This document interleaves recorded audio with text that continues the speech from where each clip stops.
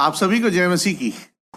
जब हम यूहन्ना के सुसमाचार का अध्ययन करते हैं तो हमें उन तीन पहलू या विषयों पर ध्यान रखना चाहिए जिन्हें यूहन्ना एक एकल सिंगल कथा में जोड़ता है, और वो विषय हैं यीशु ने अपने दिव्य और मानवीय स्वभाव दोनों को विभिन्न तरीकों से प्रदर्शित किया है। कुछ लोगों ने यीशु पर विश्वास किया और तीसरा, कुछ लोगों ने यीशु पर विश्वास नहीं किया। प्रियो, इस पाठ में प्रेरित यूहन्ना बपतिस्मा देने वाले के द्वारा यीशु में विश्वास की अंतिम गवाही को दर्ज किया है। साथ ही इस पाठ के जरिए हम बपतिस्मे के बारे में कुछ जानकारियों को देखेंगे जो उन दिनों में लोगों के पास हुआ करती थी। उन दिनों में मतलब यीशु के समय में लोगों के पास हुआ करती थी। तीसरे अध्याय की 21वीं आयत में हम निकोदेमुस के साथ यीशु की अंतिम बातचीत देखने को मिलती है। इस संवाद के बाद निकोदेमुस की चर्चा नए नियम में केवल हम दो जगह देख पाते हैं। पहला, जब वे महासभा के आगे यीशु का बचाव करता है, इसका वर्णन यूहन्ना 7वें अध्याय में दिया गया है। और दूसरा, जब वे यानी निकोदेमुस और अरमतिया का यूसुफ प्रभु को दफनाते हैं, इसका वर्णन यूहन्ना 19 में देखने को मिलता है। आइए अब हम अपने टेक्स्ट में चलते हैं और पढ़ लेते हैं 22वीं आयत, जहां इस प्रकार लिखा है। इसके बाद यीशु और उसके चेले यहूदिया देश में आए और वह वहां उनके साथ रहकर बपतिस्मा देने लगा।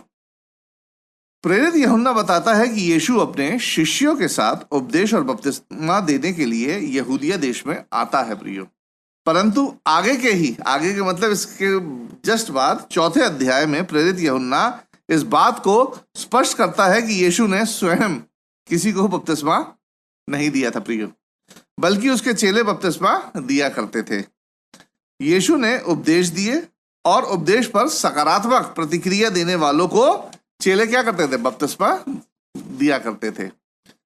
बाइबल में अक्सर बपतिस्मे का उल्लेख कई बार किया गया है। और अब आइए पहले हम इस मुद्दे, मतलब कौन से मुद्दे की बात कर रहा हूं मैं? बपतिस्मे की। इस मुद्दे को थोड़ा और करीबी से जान लेते हैं ताकि हम यूहन्ना बपतिस्मा देने वाले के विभिन्न संदर्भों को और अच्छी तरह से समझ सकें। बपतिस्मे को अंग्रेजी में बैप्टिज्म कहते हैं, और देखा जाए तो बैप्टिज्म एक अंग्रेजी शब्द नहीं है प्रियो, बल्कि एक यूनानी यानी ग्रीक शब्द है बैप्टिजो। बैप्टिजो का अंग्रेजी संस्करण यानी ट्रांसलिटरेशन है ये। और बैप्टिजो शब्द एक मूल शब्द से आया है जिसका अर्थ होता है गीला करना या डुबाना। इसका उपयोग किसी ऐसी चीज का वर्णन करने के लिए किया जाता है जो पानी से ढकी हो या डूबी हुई हो, जैसे डूबा हुआ जहाज। नए नियम में इस शब्द का उपयोग मुख्य रूप से जल शुद्धिकरण के धार्मिक रीति रिवाजों का वर्णन करने के लिए किया गया था, जहां व्यक्ति को आत्मिक शुद्धि या सफाई का संकेत देते हुए पानी में ढका या डुबोया जाता था। इसके विशेष कारणों को लेके जब शब्द का अनुवाद करने की बात आई तो इसे केवल इसके यूनानी शब्द के ही रूप में प्रयोग रखा गया है, और एक अंग्रेजी का प्रत्यय यानी सफिक्स इसके आगे इसमें लगा दिया गया है, जिससे बैप्टिजो से बैप्टाइज बन गया। यहूदी धार्मिक अनुभवों में कई प्रकार के प्रिय बपतिस्मा हुआ करते थे, इसलिए उन दिनों के लोग बपतिस्मे के बारे में किए गए कई संदर्भों से परिचित थे। आइए हम इन संदर्भों को एक बार देख लेते हैं। पहला संदर्भ, याजकों का बपतिस्मा और शुद्धिकरण, यूहन्ना 2 और उसका 6वीं आयत। प्रिय, याजक वस्तुओं का जल शुद्धिकरण का अभ्यास करते थे। साथ ही यहूदी धर्म जो अपनाने वालों को खतना, बपतिस्मा और बलिदान चढ़ाना पड़ता था। फिर दूसरा अगर हम देखें तो यूहन्ना बपतिस्मा देने वाले का बपतिस्मा आता है, जो पापों की क्षमा और आने वाले राज्य की तैयारी के लिए पानी में डुबोकर बपतिस्मा देना पड़ता था। यह एक प्रकार से विश्वास की अभिव्यक्ति यानी एक्सप्रेशन ऑफ फेथ था कि तैयार हो जाओ क्योंकि अब समय निकट है। हम तीसरा बपतिस्मे की बारे में बात करें तो आता है पीड़ा का बपतिस्मा। इसका वर्णन मरकुस 10 और उसके 38वीं आयत में बताया गया है। यहां बपतिस्मा शब्द पानी में नहीं प्रियो, बल्कि डूबने से संदर्भित है। यानी पीड़ा में डूबना। अपने अंतिम समय में यीशु मसीह पीड़ा में डूबे हुए थे। हम यदि चौथे बपतिस्मे की बात करें तो आता है आग का बपतिस्मा, मत्ती उसका 3 अध्याय 11 और 1 कुरिन्थियों 3 और उसकी 13वीं आयत। यह बपतिस्मा जांचने और न्याय के संदर्भ में था। 1 कुरिन्थियों में पौलुस कहता है कि वह आग हर एक का काम परखेगी कि कैसा है, यानी अग्नि परीक्षण किया जाएगा। अविश्वासी और खोए हुए लोगों के लिए न्याय की आग सजा और पीड़ा में डुबोना होगा। 5वें बपतिस्मे की बात करें तो आता है पवित्र आत्मा का बपतिस्मा, यूहन्ना 1 और उसका 33वीं आयत। यह यीशु द्वारा दूसरों को आत्मा देने के संदर्भ में है प्रियो। साथ ही यह पुराने नियम की एक प्रतिज्ञा की पूर्ति भी है। प्रेरितों के काम में पतरस योएल नबी का हवाला देते हुए कहता है कि जब मसीहा आएगा तो यह प्रतिज्ञा पूरी होगी। प्रेरितों के काम उसका 2 अध्याय उसकी 17वीं आयत और योएल नबी की पुस्तक उसका 2 अध्याय और 28वीं आयत। तो वास्तव में यीशु ने पवित्र आत्मा के साथ इस बपतिस्मे को कैसे पूरा किया था? उन्होंने इसे समय अवधि के आधार पर अलग अलग तरीकों से किया था। जैसे यीशु के आने से पहले के समय के दौरान, यानी मैं कब की बात कर रहा हूं? पुराने नियम की बात कर रहा हूं। पुराने नियम में केवल कुछ ही लोगों को पवित्र आत्मा का बपतिस्मा मिलता था, जैसे धर्म के प्रधान, अगुवे, न्यायी और भविष्यवक्ताओं को विशेष तरीके से परमेश्वर के लोगों की सेवा करने के लिए यह अधिकार दिया जाता था और सशक्त यानी एम्पावर किया जाता था, परंतु यह दुर्लभ था, यह रेयर था और केवल कुछ ही धन्य लोगों को यह बपतिस्मा प्राप्त होता था। फिर आगे हम देखते हैं यीशु की सेवकाई के दौरान यीशु स्वयं अपने बपतिस्मे के समय पवित्र आत्मा से भर गए थे और उन्होंने पवित्र आत्मा के प्रकाशन से दूसरों को पवित्र आत्मा के दान से आशीषित किया। यीशु मसीह के चमत्कार, उनकी शिक्षाएं पवित्र आत्मा की सामर्थ को प्रकट कर रहे थे। फिर इसी में देखते हैं यीशु के पुनरुत्थान के बाद, मैं अभी आत्मा के बपतिस्मे की बात कर रहा हूं, पवित्र आत्मा के बपतिस्मे की बात, और इसी कैटेगरी में आता है ये तीसरा, यीशु के पुनरुत्थान के बाद। यीशु के जी उठने के बाद उन्होंने 3 तरीकों से पवित्र आत्मा दिया। यीशु ने अपने चेलों को पवित्र आत्मा से सशक्त यानी एम्पावर किया और चेलों ने अन्य कुछ चेलों को पवित्र आत्मा से एम्पावर किया, सशक्त किया, ताकि वे चमत्कारों से अपने उद्देश्यों की पुष्टि कर सके कि वे जो बोल रहे हैं, ध्यान से सुनिए, कि वे जो बोल रहे हैं वे सत्य है। इसीलिए उनको ये पवित्र आत्मा का दान मिला था चमत्कार करने के लिए। प्रेरितों के काम उसका 2 अध्याय उसकी पहली 4 आयतें। फिर दूसरी बात देखें तो यीशु ने उन सभी लोगों को पवित्र आत्मा का दान उन हृदयों में वास करने के लिए दिया जिन्होंने उस पर विश्वास किया और पश्चाताप और बपतिस्मे में सुसमाचार का पालन किया। यानी हम जैसे लोगों को जब हम बपतिस्मा लेते हैं तो हमें पवित्र आत्मा का दान मिलता है, सशक्तिकरण के लिए नहीं, एम्पावरमेंट के लिए नहीं, चमत्कार करने के लिए नहीं, परंतु पवित्र आत्मा हमें मिलता है हमारे हृदय में वास करने के लिए, ड्वेल करने के लिए। प्रिय, पवित्र आत्मा के सशक्तिकरण और वास करने के बीच में अंतर है, जिसे मैंने प्रेरितों के काम के अध्ययन में विस्तार से समझाया है। यदि आप और जानने के इच्छुक हैं तो प्रेरितों के काम की सीरीज को एक बार जरूर देख लीजिए। तीसरी चीज, उसने यानी यीशु ने बाइबल को जो पवित्र आत्मा की प्रेरणा से लिखी गई सभी को उपलब्ध कराकर पूरी दुनिया पर पवित्र आत्मा डेला है।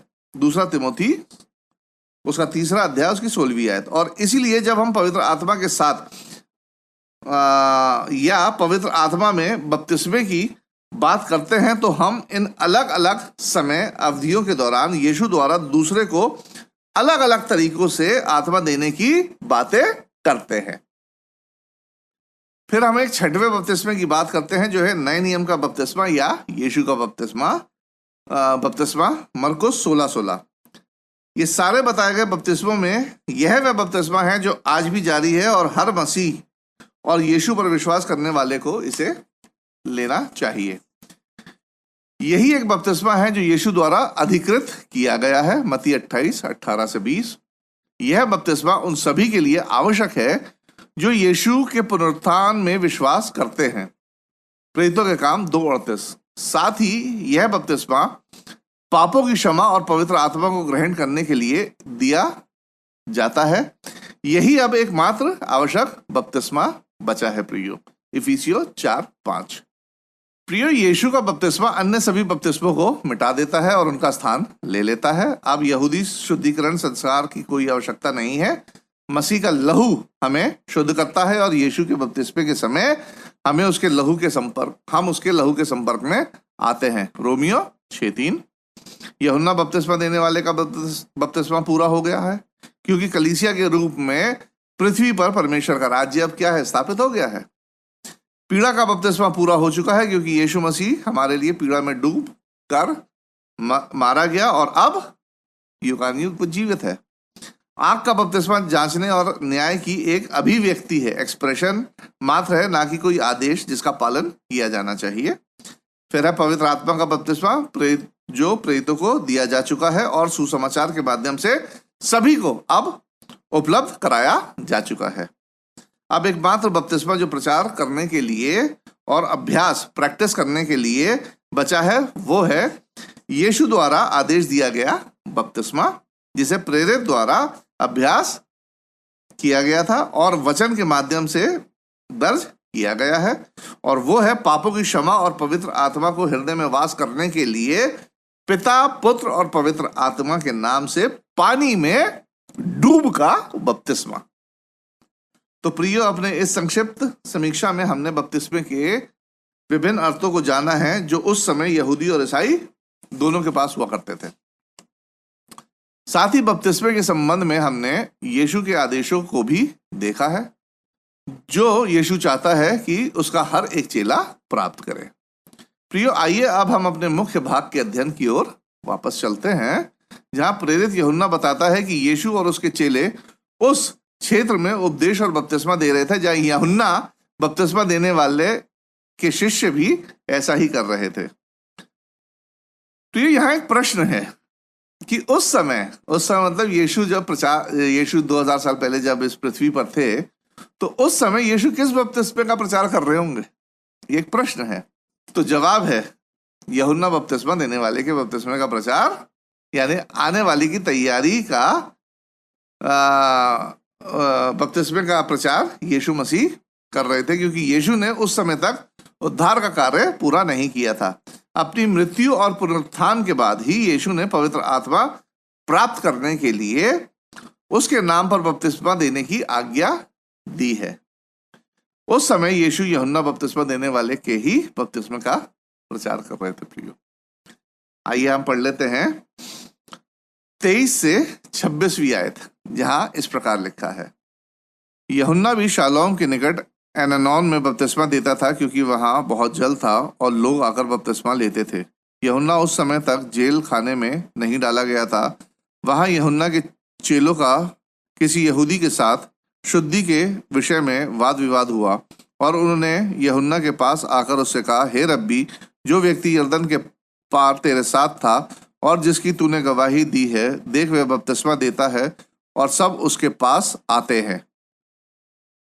उस क्षेत्र की भूमि अधिकांश रूप से काफी सूखी और पथरीली है, इसलिए काफी पानी वाला स्थान काफी विशेष माना जाता है, खासतौर पर उस व्यक्ति के लिए जिसकी सेवकाई मुख्य रूप से डूब का बपतिस्मा देने की ही थी। हम इन आयतों में यूहन्ना बपतिस्मा देने वाले के शिष्यों के बीच कुछ भ्रम को देखते हैं, कंफ्यूजन को देखते हैं। इस भ्रम का कारण एक यहूदी था, जो विवाद का केंद्र बना हुआ था। प्रियो, नए नियम में अक्सर यहूदी शब्द का प्रयोग यीशु से बैर रखने वालों के लिए किया गया है, कि जब भी नए नियम में हमने यहूदी शब्द पढ़ा है, तो उसका मतलब ये है कि वो यीशु मसीह के विरुद्ध थे। इसलिए ये यहूदी एक ऐसा व्यक्ति रहा होगा जो यूहन्ना बपतिस्मा देने वाले और यीशु के प्रति सहानुभूति नहीं रखता होगा।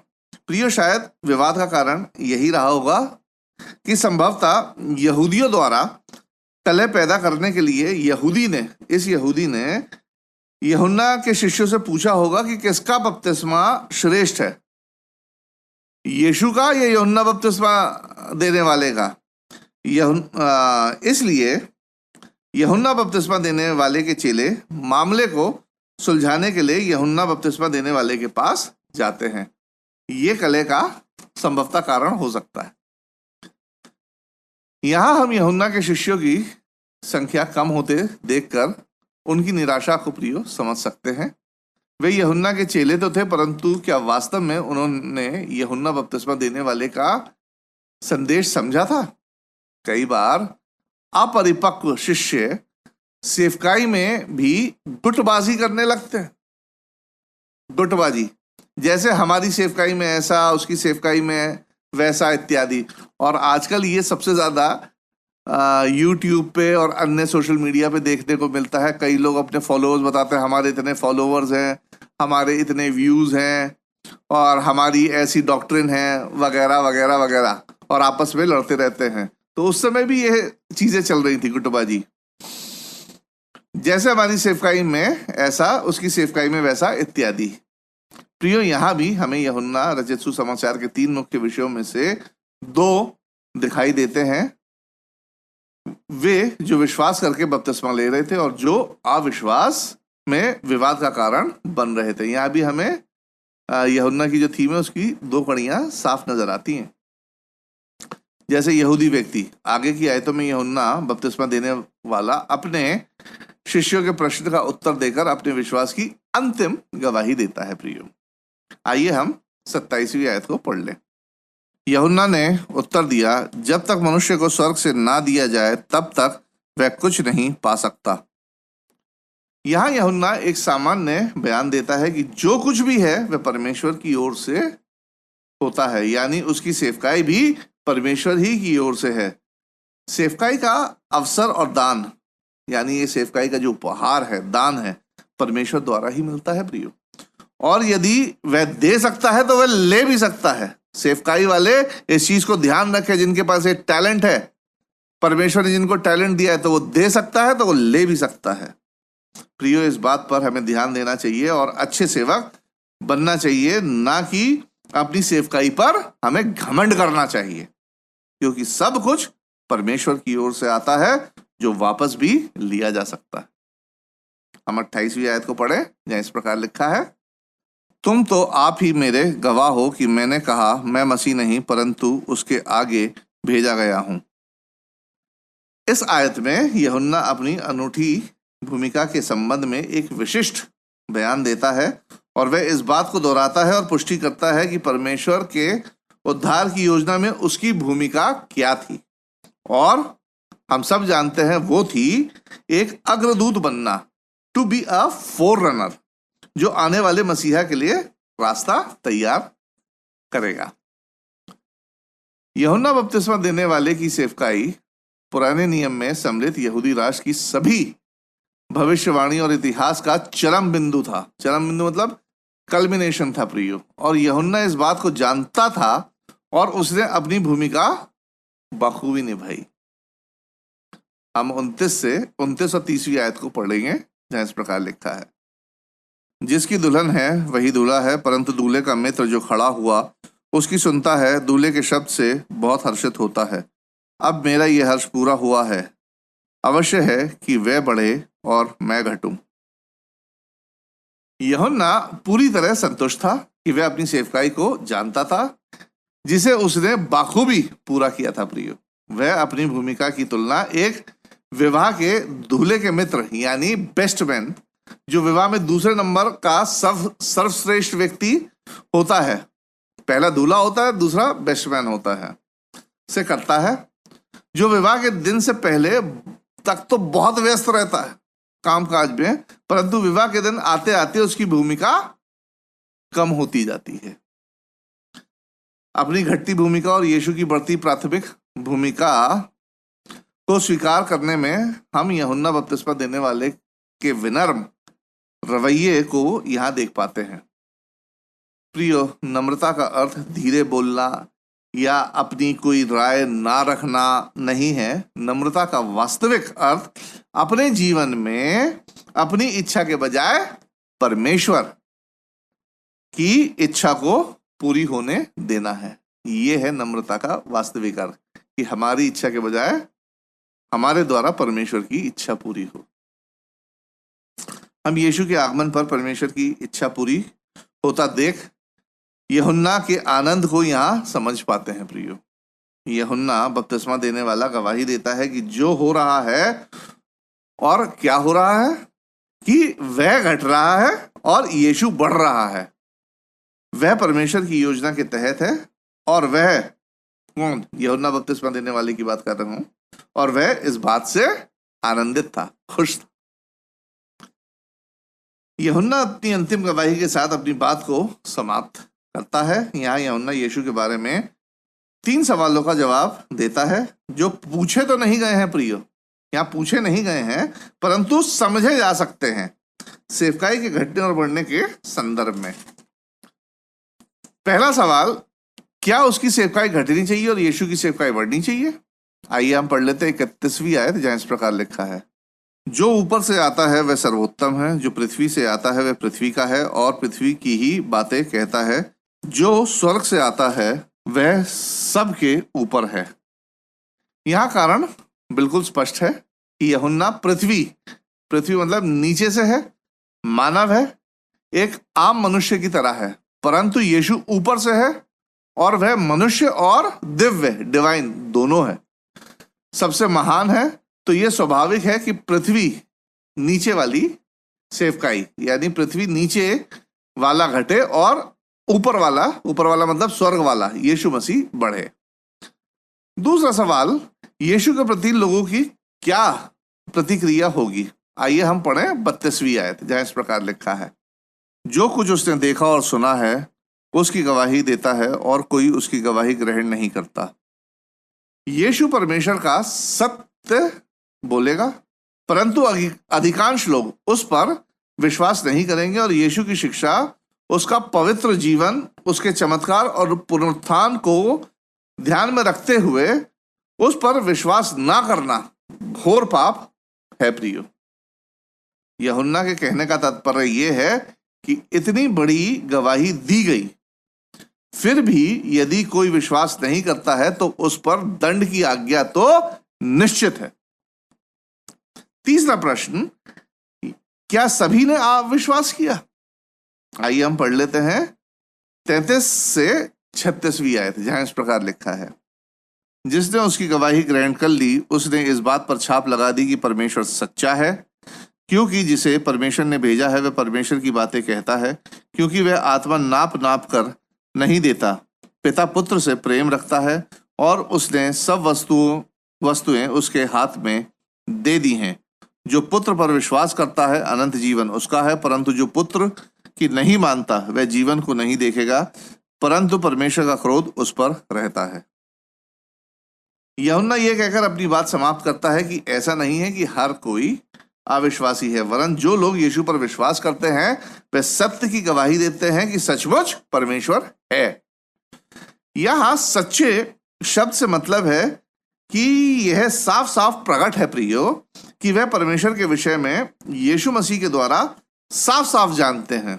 मतलब यीशु मसीह के द्वारा लोग बाग परमेश्वर के विषय में साफ साफ जानते हैं, ये सत्य है, क्योंकि यीशु परमेश्वर की ओर से आता है और उसकी ओर से बोलता है। परमेश्वर की ओर से आता है, परमेश्वर की ओर से यीशु बोलता है।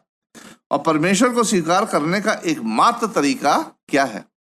यीशु मसीह को स्वीकार करना। और यीशु का इनकार करने का मतलब है परमेश्वर का इनकार करना।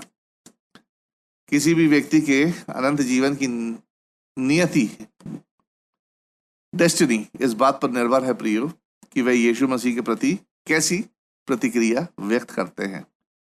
यूहन्ना बपतिस्मा देने वाला यीशु पर विश्वास करता है और अपने शिष्यों को गवाही देता है ताकि वे भी यीशु पर विश्वास करें, उसका अनुसरण करें।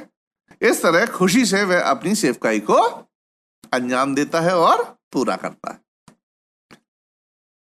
आइए हम यूहन्ना रचित सुसमाचार उसका 4था अध्याय उसकी पहली 3 आयतों को पढ़ते हैं।